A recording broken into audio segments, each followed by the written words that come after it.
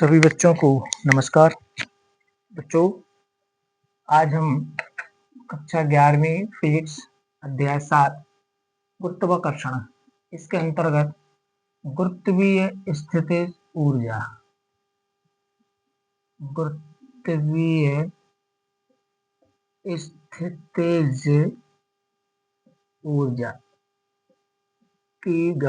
इसकी गणना करेंगे, यानी हम इसके डेरिवेशन को ड्राइव करेंगे। ठीक है ना। गुरुत्वीय स्थितिज ऊर्जा, इसके डेरिवेशन को हम ड्राइव करेंगे, इसको निकालेंगे। ठीक है। कल हम लोगों ने इसकी परिभाषा तक कर लिया था।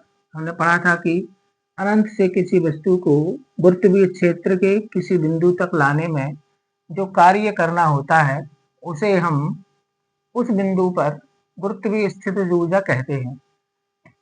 आज इसके डेरिवेशन को ड्राइव करने के लिए एक चित्र फिर से ये जो हर दिन बनाते हैं वही फिर ले लेंगे। ये मान लीजिए पृथ्वी है, पृथ्वी के परिप्रेक्ष्य में कर रहा है। इसका द्रव्यमान कैपिटल M है, केंद्र O है और इसकी त्रिज्या मान लीजिए कैपिटल R है। ठीक है। अब हमें क्या करना है, ये मान लीजिए अनंत का कोई बिंदु है, ये अनंत है। अब अनंत से हमें किसी वस्तु को पृथ्वी सतह तक लाना है। ठीक है। तो मैंने क्या किया, अनंत से यहाँ तक की जो ये दूरी है इसको मैंने कुछ भागों में बांटा। कैसे भागों में बांटा, देखो मैंने कुछ पॉइंट ले रहा हूँ मैं यहाँ पर, है ना। ये मान लीजिए कोई पॉइंट ए है, एक कोई पॉइंट बी है और एक कोई पॉइंट मान लीजिए पी है। ठीक है। ये कुछ पॉइंट हमने यहाँ पर ले लिए। ये रास्ते के बिंदु है ए और बी। ए से बी के बीच की जो दूरी है वो मान लीजिए dx है, dx है। ठीक है ना। और यहाँ से लेकर के यहाँ तक की जो दूरी है वो मान लीजिए x है ना। और यहाँ से r तक की जो दूरी है वो मान लीजिए स्मॉल r है।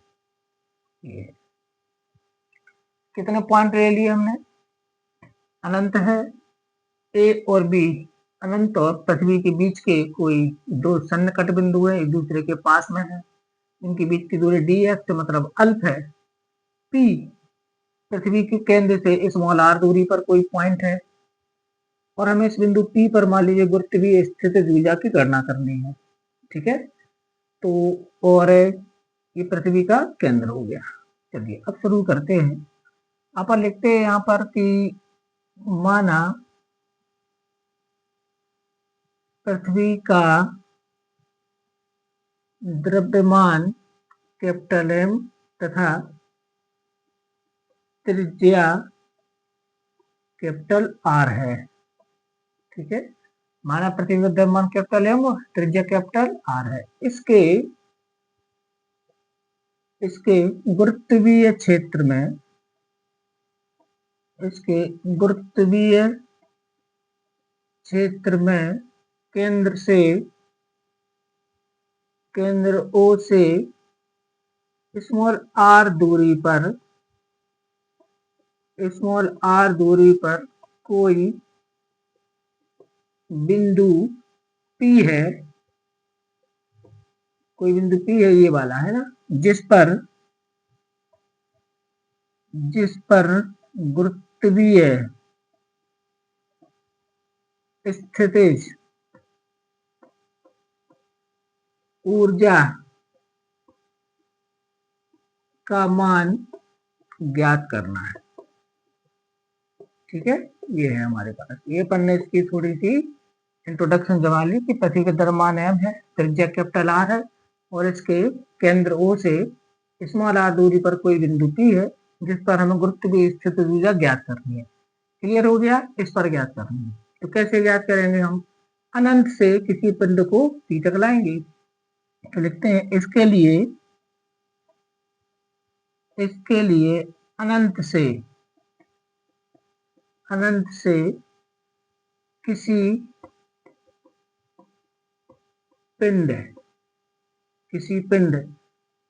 कोई पिंड अनंत से, है ना, जिसका द्रव्यमान मान लीजिए लिख देते हैं, जिसका द्रव्यमान स्मॉल m है, ये अपन ब्रैकेट लिख देते हैं। पिंड को बिंदु P तक लाने में P तक लाने में किए गए कार्य की गणना करेंगे। क्यों करेंगे गणना बताओ मुझे। क्योंकि परिभाषा क्या है गुरुत्वीय स्थितिज ऊर्जा की, अनंत से किसी पिंड को बिंदु तक, जिस बिंदु पर ज्ञात करना है उस बिंदु तक लाने में जो कार्य करना होता है उसी को तो बोलते हैं गुरुत्वीय स्थितिज ऊर्जा। तो हम यहाँ पर क्लियर कर दिया कि इसके लिए हम अनंत से किसी पिंड जिसका द्रव्यमान स्मॉल m अपन ने मान लिया को बिंदु P तक लाने में किया गया कार्य ज्ञात करेंगे। ठीक है ना, ठीक है। अब मान लीजिए पृथ्वी और अनंत, इसके बीच में, इसके गुरुत्वीय क्षेत्र में ए कोई बिंदु है जो पृथ्वी के केंद्र से x दूरी पर है, और बी इसके सन्निकट dx दूरी पर कोई अन्य बिंदु है। अब यहाँ पर मान लेते हैं कि माना, क्या माना, पृथ्वी के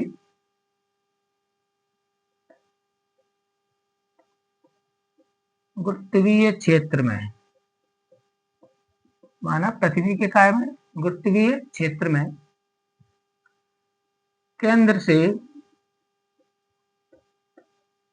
x दूरी पर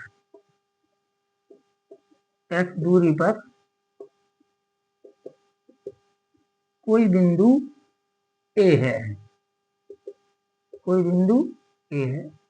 तथा A से अल्प दूरी dx पर कोई अन्य बिंदु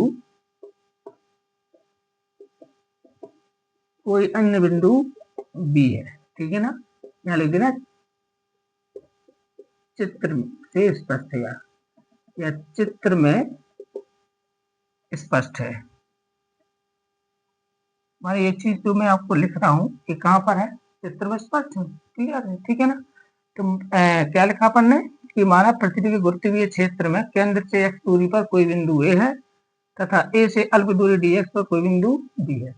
अब यदि A पर m द्रव्यमान का कोई पिंड हो तो उस पर कितना बल काम करेगा। यदि A पर m द्रव्यमान का पिंड स्थित हो तब इस पर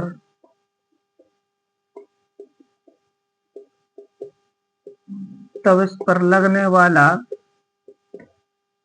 गुरुत्वाकर्षण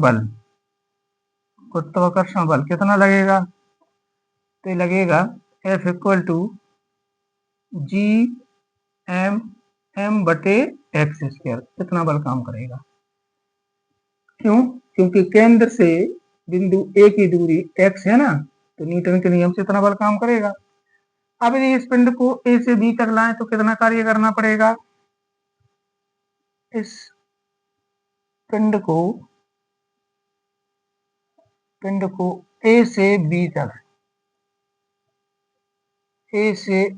तक लाने में किया गया कार्य बताओ कितना कार्य करना पड़ेगा। इस कार्य को नाम दे दो dw, तो कार्य बराबर होता है बल गुणित विस्थापन, तो F इंटू dx, इतना काम करना पड़ेगा। अच्छा, एक बात मैं आपको स्पष्ट कर दूं, इनके बीच की दूरी अल्प है, अतः बिंदु A पर जितना गुरुत्वाकर्षण बल लग रहा है तो बिंदु B पर भी लगभग गुरुत्वाकर्षण बल का मान इतना ही रहेगा, क्योंकि इनके बीच की दूरी कैसी है, अल्प है। अल्प मतलब बहुत कम है, तो कोई ज्यादा खास बात नहीं। प्रथम पृथ्वी से इतने ऊपर किसी बिंदु पर गुरुत्वाकर्षण बल की गणना करें और इतने दूरी पर, तो दोनों पर एक समान हुआ लगभग। ठीक, इसलिए मैंने यहाँ पर F का मान सिर्फ इतना लिया है। अब यदि जो है हम इसको कहां से कहां तक लाए, A से B तक। अब मैं यदि अनंत से बिंदु P तक लाऊं तो अनंत से हमें बिंदु P तक लाना है, तो एक बात यहाँ पर क्लियर है कि अनंत से यदि हम बिंदु P तक किसी पिंड को लाते हैं तो हमें जो कार्य निकालना है वो यहाँ पर समाकलन विधि से निकलेगा। क्यों, क्योंकि यहाँ पर जो बल है वो परिवर्ती बल हो जाएगा। देखो, गुरुत्वाकर्षण बल का मान अंत पर शून्य होगा, अनंत से जैसे गुरुत्वीय क्षेत्र में आएंगे तो गुरुत्वाकर्षण बल एक्ट हो जाएगा। तो जैसे जैसे वस्तु को हम पृथ्वी की ओर लाएंगे तो बल का मान बढ़ेगा। क्यों बढ़ेगा भाई? बीच की दूरी घटेगी, बीच की दूरी घटेगी, दूरी के वर्ग के समानुपातिक होता है। तो जैसे वो अनंत से पृथ्वी की ओर लाएंगे उसको, तो पृथ्वी द्वारा उस पर लगने वाले गुरुत्वाकर्षण बल का मान परिवर्तित होगा। यानी कि यहाँ पर हम जो कार्य निकाल रहे हैं वो वेरिएबल फोर्स द्वारा निकलेगा, यानी कि परिवर्ती बल के अंतर्गत किया गया कार्य निकाल रहे हैं। और परिवर्ती बल के अंतर्गत किया गया कार्य हम समाकलन विधि से निकालते हैं। तो D of F into D X, F की वैल्यू लिख दो। एफ बराबर क्या है यहाँ पर? G M M upon X square, और यहाँ पर क्या आ जाएगा? D X. तो यहाँ पर लिखेंगे, अब यदि या लिख देंगे इस प्रकार, इस प्रकार पिंड को अनंत से बिंदु P तक लाने में किया गया कुल कार्य,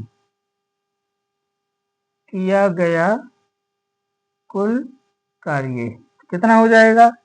W बराबर इंटीग्रेशन, याद रखना अब इंटीग्रेशन हो रहा है। इंटीग्रेशन कहां से ला रहा है? अनंत से। कहां तक ला रहा है? R दूरी तक, क्योंकि P की जो दूरी है यहाँ से कितनी है? R है। और बस यहाँ पर एक कर दो, G M upon X square into D X, इसका समाकलन कर देंगे। ठीक है, अब आप याद करो ये समाकलन क्यों कर रहे हैं? क्योंकि यहाँ परिवर्ती बल द्वारा किया गया कार्य निकाल रहे हैं, और परिवर्ती बल द्वारा किया गया कार्य निकालने के लिए समाकलन का प्रयोग करते हैं। अब यहाँ पर जी एम एम ये कांस्टेंट होगा, नियतांक होगा, तो कांस्टेंट को समाकलन में से बाहर कर लेते हैं। तो यहाँ पर अपने पास आ जाएगा G capital M small M को बाहर कर दो, इंफिनिटी टू आर, यहाँ बचेगा 1 एक्स स्क्वायर और ये डी एक्स, इतना आ जाएगा। ठीक है, जी एम एम को आगे बाहर ले लिया समाकलन में से।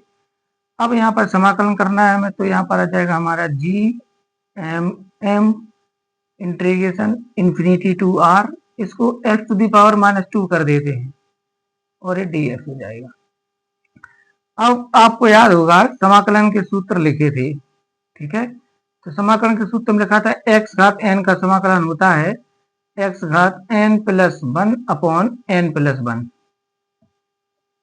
ये होता है समाकलन। एक्स घात एन का समाकलन करते हैं तो क्या निकलता है? एक्स घात एन प्लस 1, तो एन की वैल्यू है यहाँ पर -2, तो -2 प्लस 1 अपॉन -2 प्लस 1, तो ये समाकलन का सूत्र लग गया एक्स घात एन वाला। और ये लिमिट को हम आगे से यहाँ इस तरफ लगा देते हैं, तो हमारे पास अब आ गया फाइनली जी एम एम, और यहाँ पर आएगा X to the power -1 upon -1 infinity to R. क्या हुआ? ऋण 2 धन 1, तो ऋण 1 बचेगा, ऋण 2 धन 1 तो ऋण 1 बचेगा। ठीक है, हाँ। अब यहाँ पर अपने पास क्या आएगा? अब ये ऋण 1 की घात है ना, तो इसको हम नीचे ले जाए तो धन 1 की हो जाएगी। और आपको याद होगा समाकलन करते समय जब निश्चित समाकलन पढ़ाया था उस समय का वीडियो देख लेना, कि अगर हम लिमिट को चेंज कर देते हैं, ऊपर से नीचे, नीचे से ऊपर आपस में बदल देते हैं, तो ये साइन चेंज हो जाएगा। तो ये हमारे पास आ जाएगा equal to G M M, ध्यान देना यहाँ पर, ये हो जाएगा 1/x और ये हो जाएगा r टू इंफिनिटी। अभी क्या था?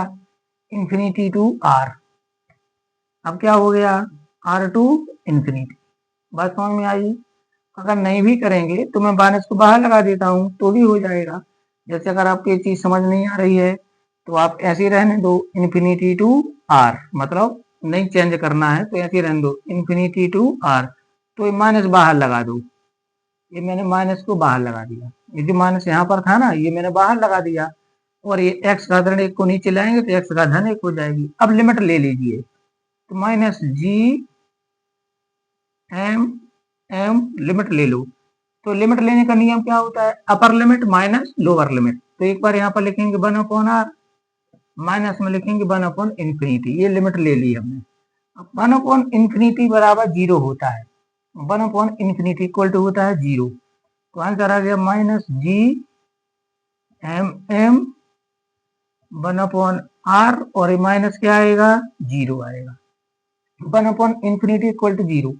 अब इसका गुणा कर दो इसमें, तो फाइनल आंसर आ गया -GMM/R, ये निकल आया। ठीक है, ये क्या निकल आया हमारा, ये निकल आया पिंड को अनंत से बिंदु P तक लाने में किया गया कार्य। कितना निकला, -GMM/R।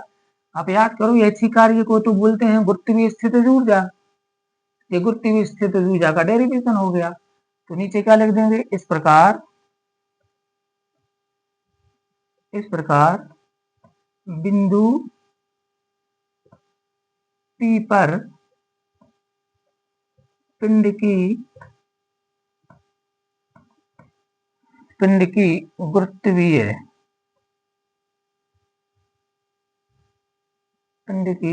गुरुत्वीय स्थिति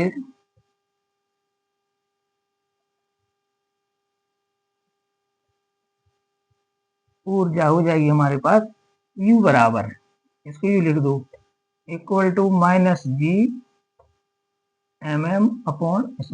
ये है। ठीक है ना, तो गुरुत्वीय स्थितिज ऊर्जा का फार्मूला क्या होता है, गुरुत्वीय स्थितिज ऊर्जा का फार्मूला क्या होता है, -GMM/R, ये होता है। तो ये हमारा कंप्लीट डेरिवेशन है गुरुत्वीय स्थितिज ऊर्जा का। ठीक है, तो आपको ये तैयार कर लेना अच्छी तरह से, वीडियो को रिवाइज करके देख लेना अगर पहली बार में समझ में नहीं आया हो। अब हम इसके बाद निकालेंगे पलायन चाल के बारे में। तो यहाँ ध्यान रखना, गुरुत्वीय स्थितिज ऊर्जा की वैल्यू नेगेटिव होती है ये, और इसका फार्मूला होता है -GMM/R। अगर आपसे कोई पूछे सतह पर गुरुत्वीय स्थितिज ऊर्जा कितनी होगी, तो स्मॉल r को कैपिटल R से रिप्लेस कर देंगे, तो -GMM/R हो जाएगी सतह पर। ठीक है, ठीक, तो ये हमारा गुरुत्वीय स्थितिज ऊर्जा का डेरिवेशन हो गया। अब अपन इसके बाद आगे आते हैं,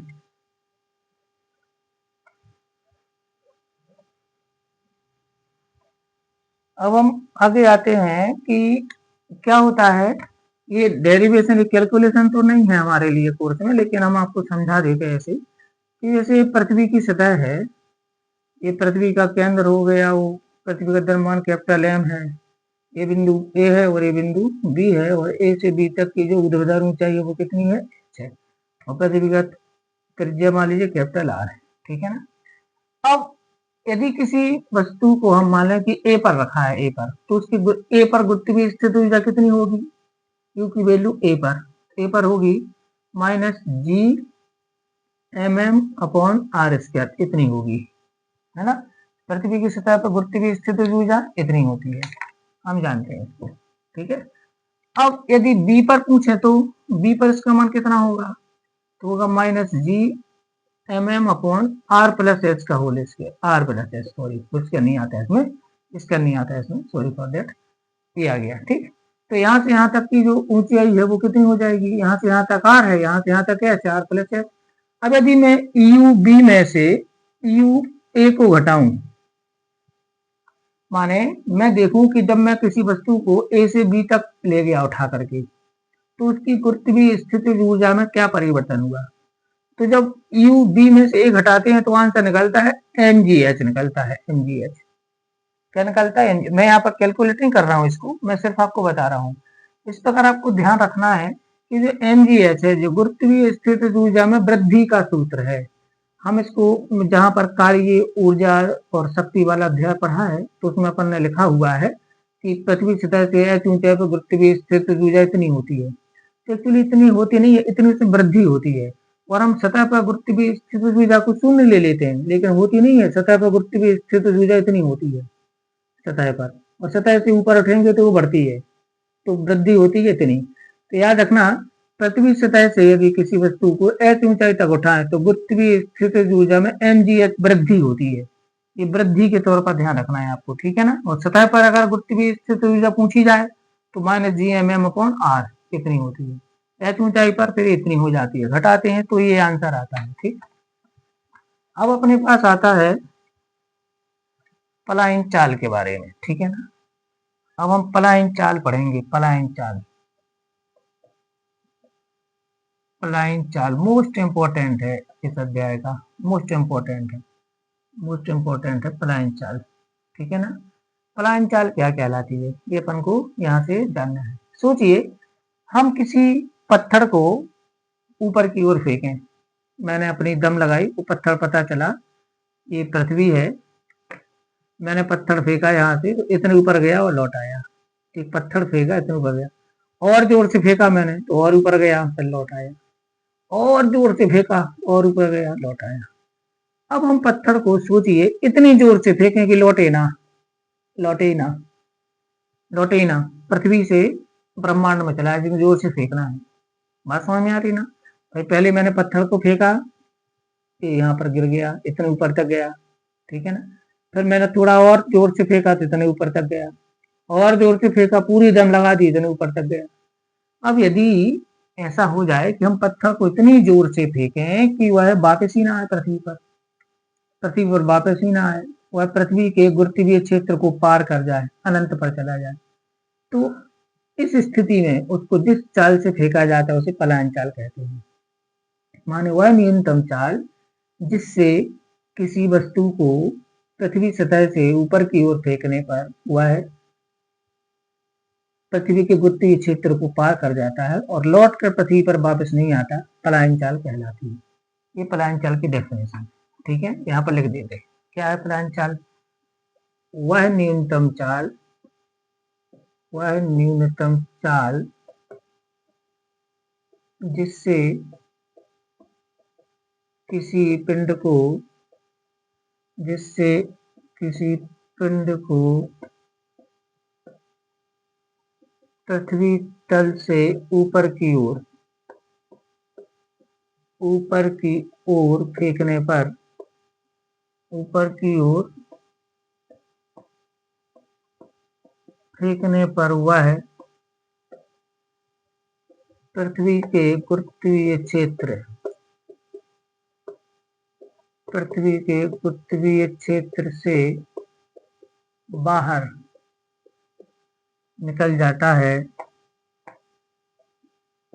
बाहर निकल जाता है तथा पुनः लौटकर, पुनः लौटकर पृथ्वी तल पर वापस नहीं आता, वापस नहीं आता, तो पलायन चाल कहलाती है। पलायन चाल कहलाती है। इसको हम इसे, अब देखो अलग अलग VC लिख देते, स्केप वेलोसिटी कहते हैं। तो चलो भी आपके बुक में देख लेते हैं क्या सिंबल इसको आया हुआ है। पलायन चाल, तो पलायन चाल का सिंबल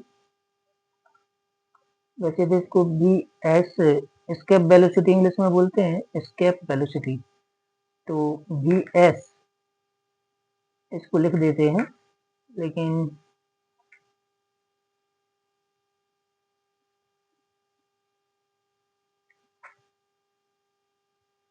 हमारे लिए इसकी, इसमें सिंबल, पलायन चाल का जो सिंबल है वह इन्होंने लिखा हुआ है, तो VI करके इन्होंने दिया हुआ है, ठीक है ना, VI करके। तो ये थोड़ा सा अब देख लेना आप जो भी है, तो हम यहाँ सिंबल ही लिख देते हैं कि क्या है, बस पलायन चाल कहलाती है। तो क्या?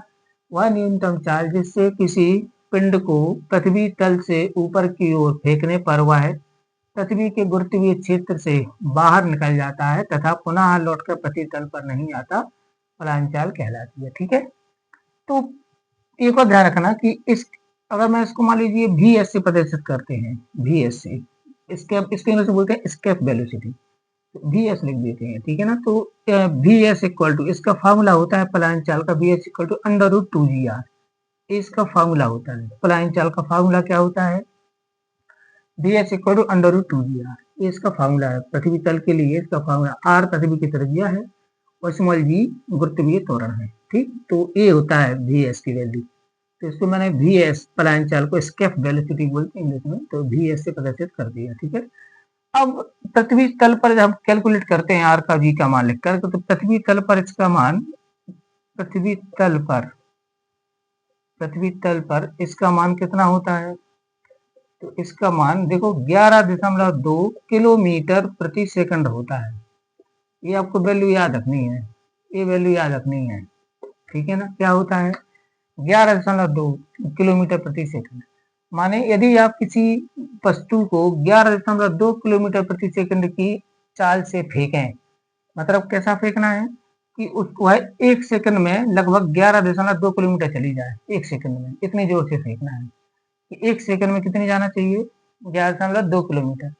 तो पृथ्वी तल पर इसका मान 11.2 किलोमीटर प्रति सेकंड होता है। अर्थात यदि हम किसी पत्थर को इतनी जोर से फेंकें कि उसकी चाल 11.2 किलोमीटर प्रति सेकंड हो, तो वह लौट कर पृथ्वी पर नहीं आएगा, पृथ्वी तल से कहाँ निकल जाएगा, परे बाहर निकल जाएगा, पलायन। तो ये इसकी पलायन चाल है। तो पृथ्वी तल पर पलायन चाल का मान कितना होता है बच्चों, ये वैल्यू याद रखना है, 11.2 किलोमीटर पर सेकंड होता है। पलायन चाल का सूत्र क्या होता है, VH equal to under root of 2GR होता है। ठीक है ना, 2GR होता है। अब हम इसको ड्राइव करेंगे, भाई सूत्र निकालना है हमारे लिए। ठीक है ना, सूत्र, क्योंकि आपको प्रश्न आता है पलायन चाल क्या है, इसका सूत्र स्थापना कीजिए, तो हम इसका सूत्र निकाल रहे हैं। ठीक है, तो पलायन चाल की गणना कर रहे हैं हम, सूत्र स्थापना कर रहे हैं। ये आपको जैसे मैंने बताया कि बहुत इंपॉर्टेंट है। वैसे हमारे पलायन चाल का इस सूत्र स्थापना, पलायन चाल की सूत्र स्थापना, हम इसकी सूत्र की स्थापना कर रहे हैं। ठीक है ना, तो इसकी स्थापना करने के लिए हमें गुरुत्वीय स्थितिज ऊर्जा का कंसेप्ट चाहिए पड़ता है, तो वो अपन पढ़ चुके हैं। ये मान लीजिए पृथ्वी, वही केंद्र O हो गया, द्रव्यमान मान लो कैपिटल M है, त्रिज्या मान लीजिए कैपिटल R है, और इसकी सतह पर एक बिंदु है मान लीजिए A, और ये कोई अनंत है, अनंत है। ठीक है ना, अब मुझे क्या करना है, यहाँ से किसी पिंड को अनंत तक भेजना है। ठीक है ना, अनंत तक भेजना है। तो A से अनंत तक भेजने में आपको जो कार्य करना पड़ेगा, वो कार्य प्रारंभिक गतिज ऊर्जा के बराबर होना चाहिए, तभी तो अनंत तक जाएगी। तो जब हम उसको फेंकेंगे, तो फेंकने से उसको कौन सी ऊर्जा मिलेगी, गतिज ऊर्जा 1/2 mv²। अब ये गतिज ऊर्जा उसको अनंत तक ले जाने में किए गए कार्य के बराबर होनी चाहिए। ठीक है ना, तो मान लो हम ये निकालेंगे कि यहाँ से अनंत तक का कार्य निकाल लो, पहले इसको अनंत तक भेजने में कितना कार्य करना पड़ेगा, या पिंड को A से अनंत तक भेजने में कितनी ऊर्जा लगेगी, वो ऊर्जा निकाल लो। बात समझ आ रही ना, तो कैसे निकालेंगे, तो आप याद करो, अभी अपन ने कैलकुलेट किया है अनंत से यहाँ तक लाने में कितना कार्य करना पड़ेगा, वो अपन ने अभी कैलकुलेट किया है।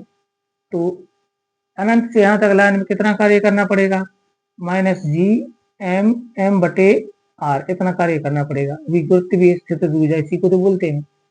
तो ये वाला कार्य है अनंत से यहाँ तक लाने में, तो ले जाने में कितना कार्य करना पड़ेगा, इसको प्लस कर दो, इतना कार्य करना पड़ेगा। या आप एक काम करते हैं, अनंत पर गुरुत्वीय स्थिति ऊर्जा कितनी होती है, यहाँ पर कितनी होती है, दोनों का अंतर निकाल दो, तो अपने पास यहाँ से अनंत तक भेजने में किया गया कार्य निकल आएगा। तो चलिए हम यहाँ से पलायन चाल के सूत्र की स्थापना कर रहे हैं। ठीक है ना, क्या होगा देखें, तो अपन लिख देते हैं कि माना पृथ्वी का द्रव्यमान कैपिटल M तथा त्रिज्या कैपिटल R है।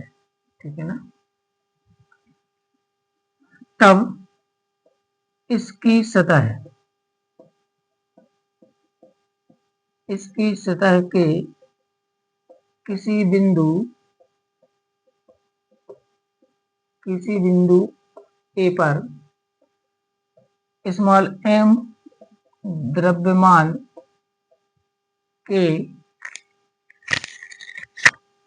द्रव्यमान के पिंड की गुरुत्वीय स्थितिज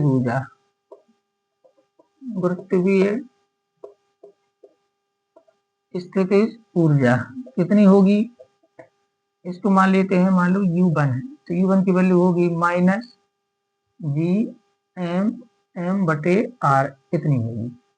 कहाँ पर, कहाँ पर, बिंदु ए पर, ठीक है ना, बिंदु ए, यहाँ पर ए बना देते हैं, बिंदु ए पर, इसको दे देते हैं निकाली। अच्छा, अनंत पर क्या होती है, तो इस पिंड की अनंत पर गुत्ती भी स्थित हुई है, इस पिंड की अनंत पर, कहाँ पर, अनंत पर गुरुत्वीय स्थितिज ऊर्जा, तो U अनंत पर, तो अनंत पर 0 होती है बच्चों, अनंत पर प्रत्येक वस्तु की गुरुत्वीय स्थितिज ऊर्जा कितनी होती है, 0। अब हमें निकालना है कि यहाँ से अनंत तक लेगा तो वृद्धि कितनी हुई, तो इसमें इसको हटा दो, इसलिए पिंड को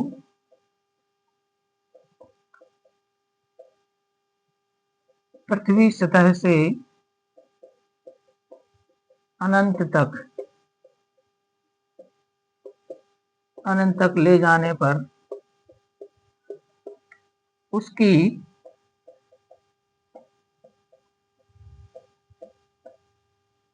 गुरुत्वीय स्थितिज ऊर्जा में वृद्धि, कितनी वृद्धि होगी या परिवर्तन कितना होगा, तो ये हो जाएगा, इसको डेल्टा यू मान लो, तो you infinity minus U A, माने अनंत पर कितनी हो गई और ए पर कितनी थी, दोनों को घटा दो, तो ये है वो 0, 0 में से माइनस जी एम एम बटे आर को घटा दो, तो माइनस माइनस का क्या हो जाएगा, गुणा प्लस, तो आंसर आ गया जी एम एम बटे आर, ये प्लस में आ जाएगा, तो ये हो गया डेल्टा यू का मान। इसको दे दो समीकरण नंबर 2। ये क्या है कि यदि हम पिंड को पृथ्वी सतह से अनंत तक ले जाएं तो उसकी गुरुत्वीय स्थिति ऊर्जा में कितनी वृद्धि होगी, इतनी होगी, क्योंकि सतह पर इतनी थी, अनंत पर इतनी थी, तो इसमें से इसको घटा दो तो वृद्धि निकल आई, वृद्धि ऐसी तो निकालते हैं। अब अपन उसको मान लीजिए भी चाल से फेंका, भी चाल से फेंका है ना। अब दूसरी कंडीशन, अब यदि पिंड को बिंदु ए से भी चाल से फेंका जाए, भी चाल से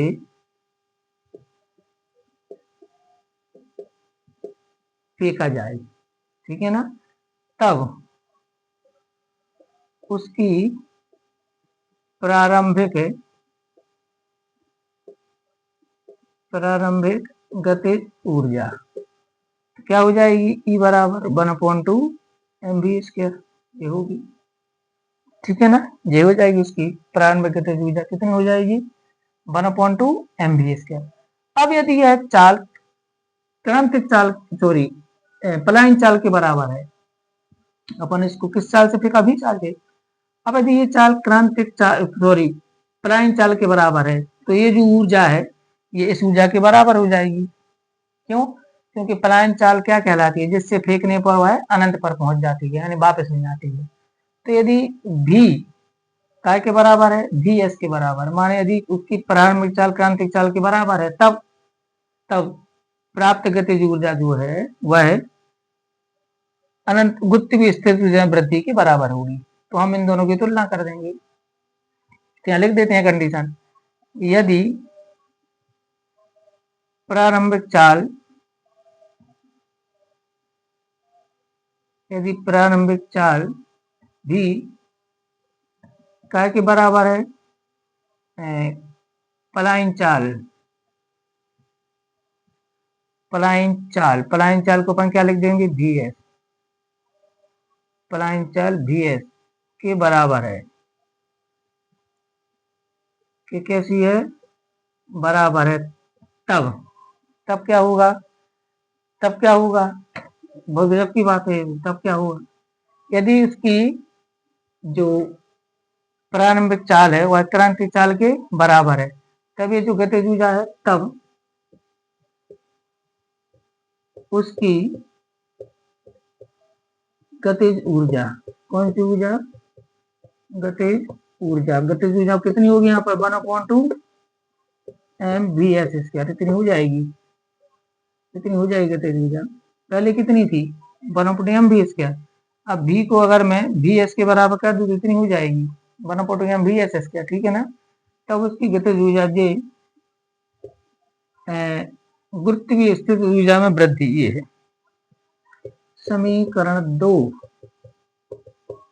से प्राप्त, समीकरण 2 से प्राप्त गुरुत्वीय स्थितिज ऊर्जा में वृद्धि के बराबर होगी, में वृद्धि के कैसी होगी, बराबर होगी।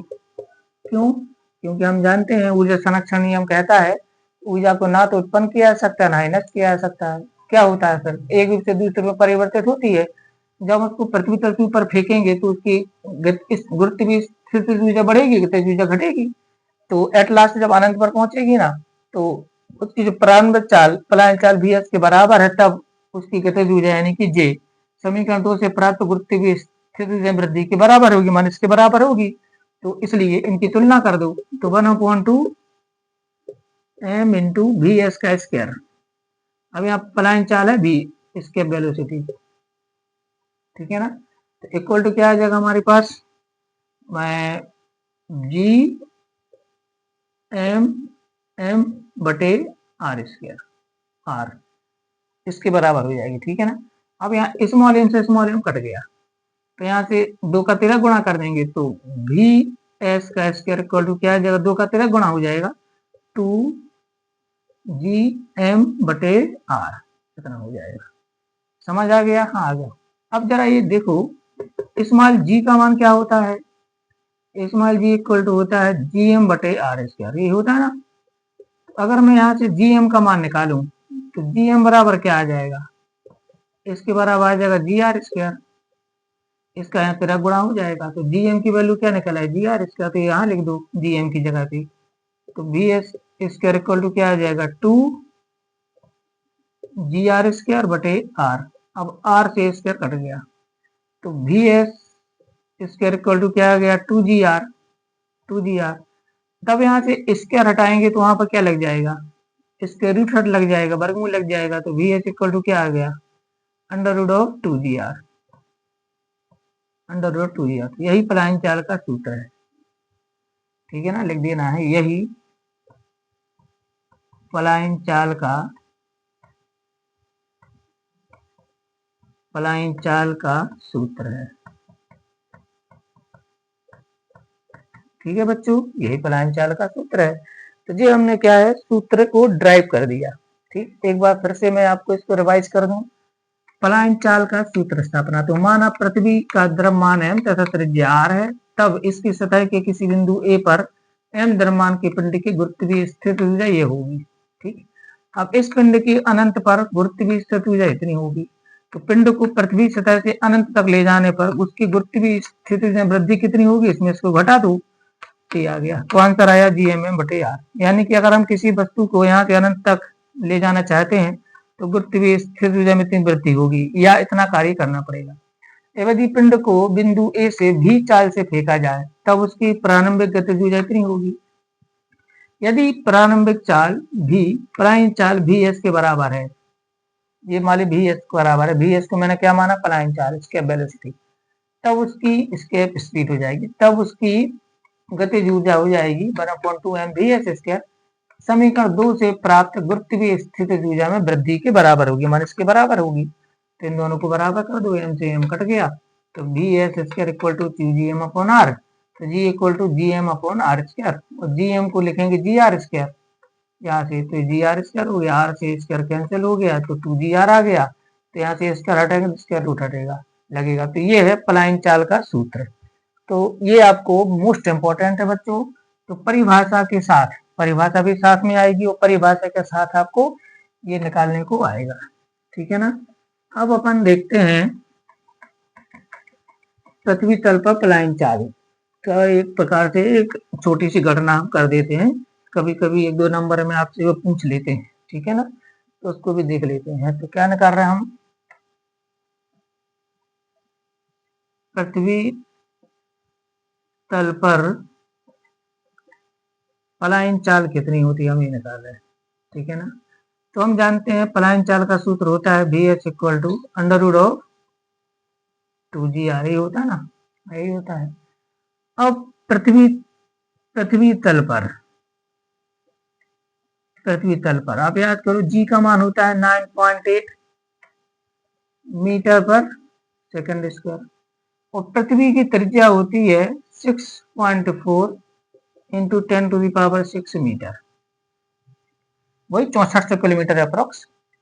तो उत्तरी में होती है 6.38, तो मैंने उसको 6.4 कर दिया। ठीक है ना, 6.4 आ गया, और 10⁻ कितना आ गया 6 मीटर। अब हम इसको अगर किलोमीटर में बदलेंगे तो 1000 से भाग देंगे तो 3 जीरो, ठीक है ना। अब अगर ये दोनों वैल्यूज मैं उठाकर यहाँ लिखूं तो VH इक्वल टू क्या आएगा, √2 इंटू 9.8 इंटू 6.4 और 10⁻6, ये मीटर में है, ध्यान रखना। अब हम इसको जब पूरा हल करते हैं तो आंसर आता है 11.2 × 10⁻³ मीटर पर सेकंड, ये आता है आंसर, ये आता है। ये पलायन चाल का सूत्र हो गई, वैल्यू हो गई। तो प्रति तल पर पलायन चाल इतनी होती है, लेकिन ये याद करो ये है मीटर प्रति सेकंड में, तो हम इसको किलोमीटर में बदलेंगे तो 1000 से भाग देंगे। तो मैं इसी को लिख देता हूँ, या 11.2, अब ये लिख देंगे किलोमीटर पर सेकंड, किलोमीटर पर सेकंड। ठीक है ना, तो ये किलोमीटर पर सेकंड में है, ये मीटर पर सेकंड में है। तो मीटर पर सेकंड में इसकी वैल्यू होती है 11.2 × 10⁻³ मीटर पर सेकंड, और किलोमीटर में इसकी वैल्यू होती है 11.2 किलोमीटर पर सेकंड पृथ्वी तल पर, वो बहुत ज्यादा है, जो कि बहुत ज्यादा है। तो इस प्रकार पृथ्वी तल पर पलायन चाल इतनी होती है हमारे पास। तो ये आप लोगों ने आज जाना कि पलायन चाल कितनी होती है। ठीक है ना, तो इस प्रकार से आपका जो है बुक में जितनी थ्योरी आपको इसकी दी थी वो आपकी लगभग पूरी हो गई है। ठीक है ना, अब अपन थोड़ा सा भू उपग्रह का एक छोटी सी परिभाषा आपको दी है। वैसे आपके एनसीईआरटी के हिसाब से तो आपका ये खत्म ही हो गया है, ज्यादा कुछ मतलब और कुछ इसमें है नहीं है, आगे उन्होंने दिया ही नहीं है, तो उसके हिसाब से तो हमारा काम ये हो गया। ठीक, लेकिन मैं एक उपग्रह के बारे में आपको यहाँ से बता दूं। कौन से उपग्रह के बारे में मैं बता दूं, भूस्थायी उपग्रह, भूस्थायी उपग्रह। ठीक है ना, ये कौन से उपग्रह कहलाते हैं, ठीक है ना, ये इनके बारे में पढ़ना है। भूस्थायी उपग्रह, तो भूस्थायी उपग्रह कहलाते हैं, पहली बात उपग्रह कौन से कहलाते हैं, जो ग्रहों की परिक्रमा करते हैं उपग्रह कहलाते हैं, और जो मानव द्वारा बनाए जाए वो कृत्रिम उपग्रह कहलाते हैं। तो भूस्थायी उपग्रह क्या एक प्रकार का यह एक कृत्रिम उपग्रह है। भूस्थायी उपग्रह कौन सा उपग्रह है, कृत्रिम उपग्रह। ठीक है ना, तो ये मान लीजिए पृथ्वी है, तो उपग्रह ये पृथ्वी के चारों ओर ऐसे घूमते रहते हैं, हम जानते हैं, है ना, ये उपग्रह है, सैटेलाइट है, यस, इस प्रकार से पृथ्वी की परिक्रमा करते हैं। तो वह उपग्रह जो पश्चिम से पूर्व की ओर पृथ्वी की परिक्रमा करता है, कौन सा उपग्रह, वह उपग्रह जो पश्चिम से पूर्व की विषुवत रेखीय तल में, भूमध्य रेखीय तल में पृथ्वी की परिक्रमा करता है, और जिसका परिक्रमा काल पृथ्वी के घूर्णन काल के बराबर होता है, उसे भूस्थायी उपग्रह कहते हैं। ठीक है ना, वह उपग्रह जो पश्चिम से पूर्व की ओर पृथ्वी की परिक्रमा करता है, विषुवत रेखीय तल में पृथ्वी की परिक्रमा करता है, और जिसका परिक्रमा काल पृथ्वी के घूर्णन काल के बराबर होता है। पृथ्वी का घूर्णन काल होता है 24 घंटे, पृथ्वी अपनी धुरी पर एक चक्कर 24 घंटा में लगा लेती है। ठीक है ना, तो मान लीजिए इसका परिक्रमा काल 24 घंटा है, तो होगा क्या, माने पृथ्वी के घूमने की चाल और इसकी चाल दोनों एक समान हो जाएंगी। तो ये हम जहां से भी देखेंगे ये हमें स्थिर दिखेगा, ऐसा लगेगा कि ये घूम ही रहा है, खड़ा हुआ है, इसलिए इसका नाम है क्या, भूस्थायी। भू माने पृथ्वी, पृथ्वी से स्थिर दिखाई दे तो नाम हो जाता है भूस्थायी उपग्रह। नाम क्या हो जाता है उसका, भूस्थायी उपग्रह। तो भूस्थायी उपग्रह कहलाते हैं। ठीक है ना, और इनसेट सीरीज में जितने उपग्रह हैं, इनसेट सीरीज में जितने उपग्रह हैं, तो इंडियन नेशनल सैटेलाइट, ये सारे के सारे भूस्थायी उपग्रह थे। INSAT first A, INSAT first B, INSAT first C, INSAT 2A, INSAT 2B, ऐसे इनके नाम आपको सुनने में आते हैं। तो इनसेट सीरीज में जो सैटेलाइट हैं वो भूस्तर उपग्रह हैं। इन्हीं की सहायता से हमारा कम्युनिकेशन का काम इन्हीं से होता है। जो टीवी वगैरह चलते हैं, तो जो कम्युनिकेशन का पूरा काम है वो हमारा इनसेट भूस्तर उपग्रहों से होता है। दूरदर्शन का काम इसी से होता है। तो भूस्तर उपग्रह कौन से कहलाते हैं, परिभाषा सुन लें, लिख नहीं रहा हूँ यहाँ पर। वे उपग्रह जो पश्चिम से पूर्व की ओर विषुवत के तल में पृथ्वी की परिक्रमा करते हैं और जिनका परिक्रमण काल पृथ्वी के घूर्णन काल अर्थात 24 घंटे के बराबर होता है, भूस्तर उपग्रह कहलाते हैं। ये उपग्रह पृथ्वी से देखने पर सदैव स्थिर दिखाई देते हैं, ठीक है ना। इनकी जो ऊंचाई होती है पृथ्वी तल से ऊंचाई, ध्यान रखना, पृथ्वी तल से ऊंचाई, इसकी पृथ्वी से ऊंचाई, पृथ्वी तल से ऊंचाई, इनकी कक्षा की ऊंचाई लगभग 36,000 किलोमीटर होती है। कितनी होती है, 36,000 किलोमीटर। माने ये जो भूस्तर उपग्रह होते हैं ना, ये पृथ्वी से 36,000 किलोमीटर की ऊंचाई पर घूमते हैं। यहाँ पर कितनी ऊंचाई पर घूमते हैं, 36,000 किलोमीटर की ऊंचाई, ठीक है ना। तो आपसे पूछे कोई कि भूस्तर उपग्रह की कक्षा की त्रिज्या कितनी होती है, तो 36,000 प्लस आर, ये और हो जाएगी पृथ्वी की 6400। लेकिन आपसे ऊंचाई पूछी जाती है, तो पृथ्वी तल से भूस्तर उपग्रह की ऊंचाई लगभग 36,000 किलोमीटर होती है। या जिस कक्षा में घूमते हैं उसको बोलते हैं पार्किंग कक्षा। क्या बोलते हैं उसको, पार्किंग कक्षा बोलते हैं। तो पार्किंग कक्षा की जो ऊंचाई है वो 36,000 किलोमीटर होती है, ठीक है। तो ये आपको आंकड़ा याद रखना है कि भूस्तर उपग्रह क्या है और इसकी पृथ्वी तल से ऊंचाई कितनी होती है, ठीक है ना। और बाकी के जो उपग्रह होते हैं, अच्छा, एक और आंकड़ा याद रखना है आपको यहाँ पर कि जो सबसे पास में जो उपग्रह घूमता है वो भूस्तर उपग्रह नहीं है, ये पृथ्वी है। और पृथ्वी के सबसे निकट जो उपग्रह घूमता है सबसे निचली कक्षा में, सबसे निचली कक्षा में, ठीक है ना, सबसे निचली कक्षा में जो उपग्रह घूमता है, इसकी जो चाल है वो लगभग 8 किलोमीटर पर सेकंड होती है। ये आपसे पूछा जाता है कि पृथ्वी की निकटतम कक्षा में जो कक्षीय चाल, इसको कक्षीय चाल भी बोलते हैं, पृथ्वी की निकटतम कक्षा में, निकटतम कक्षा में उपग्रह की कक्षीय चाल कितनी होती है, कक्षीय चाल ये होती है लगभग 8 किलोमीटर प्रति सेकंड। ये ध्यान रखना है आपको, है ना। अगर आपसे कभी पूछा जाए कि पृथ्वी की निकटतम कक्षा में उपग्रह की कक्षीय चाल कितनी होती है, तो 8 किलोमीटर प्रति सेकंड। इस स्पीड से सबसे निचली कक्षा में सैटेलाइट घूमता है, ठीक है ना। अच्छा, कक्षीय चाल क्या कहलाती है, किसी कक्षा में उपग्रह को घूमने के लिए आवश्यक चाल कक्षीय चाल कहलाती है। किसी कक्षा में उपग्रह को घूमने के लिए आवश्यक चाल कक्षीय चाल कहलाती है। तो निकटतम कक्षा में कितनी होती है। अच्छा, अब आता है परिक्रमा काल। परिक्रमा काल मतलब यहाँ से एक पूरा चक्कर लगाए, एक चक्कर पूरा करने में जो समय लगता है उसको बोलते हैं परिक्रमा काल। तो निकटतम कक्षा में घूमते निकटतम कक्षा में घूमते उपग्रह का परिक्रमण काल, ये ध्यान रखना है, परिक्रमण काल ये लगभग 84.4 मिनट। अब इसी को आपकी पुस्तक में 85 मिनट लिखा है, 85 मिनट, ठीक है ना, ये होता है। माने ये दो आंकड़े आपको याद रखना है, ये दो आंकड़े याद रखना है। पहला क्या कि पृथ्वी की निकटतम कक्षा में किसी उपग्रह की जो कक्षीय चाल है वो 8 किलोमीटर प्रति सेकंड होती है, और पृथ्वी की निकटतम कक्षा में जो उपग्रह घूमता है उसका परिक्रमण काल लगभग 84.4 मिनट या 85 मिनट होता है। माने 85 मिनट में और पृथ्वी का एक चक्कर पूरा लगा लेते 85 मिनट में। अब ये वैल्यू कहाँ पर है, ये वैल्यू आपको आपकी बुक में आप देखें ये लिखी है, ये अगर आप देख पा रहे हैं आप इसके अपनी बुक में पेज नंबर 141 पर इसको पढ़ सकते हो। ये लिखा है जो लगभग 85 मिनट के बराबर है। तो 85 मिनट होती है, ठीक है ना, ये ध्यान रखना है अपन के लिए। यहाँ पर क्या, उपग्रह का परिक्रमा काल। अब इसके बाद ये खत्म है आपका, तो इसमें इसको ऐसे ही बताया हुआ है कि इतनी होती है वैल्यू, तो आपको ये याद होना चाहिए, ठीक है ना, एक प्रकार से। तो ये अध्याय अपन एक प्रकार से परीक्षा के पॉइंट ऑफ व्यू से, परीक्षा की दृष्टि से हमारा ये खत्म हो गया है। अब हम आप लोगों को अगले लेक्चर में, क्योंकि आप 4 तारीख को आपका फिजिक्स का पेपर है ना, अभी 6 माही का क्वार्टरली हाफ ईयरली एग्जाम का।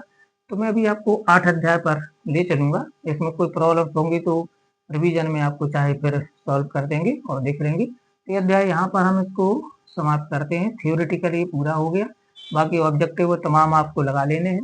अगले लेक्चर में हम अगला वाला अध्याय उठा करके चलेंगे, ठीक है ना। और कोशिश करेंगे कि आपको उसके और अगले अध्याय के भी कुछ इंपॉर्टेंट प्रश्न बता पाऊँ। सभी को नमस्कार।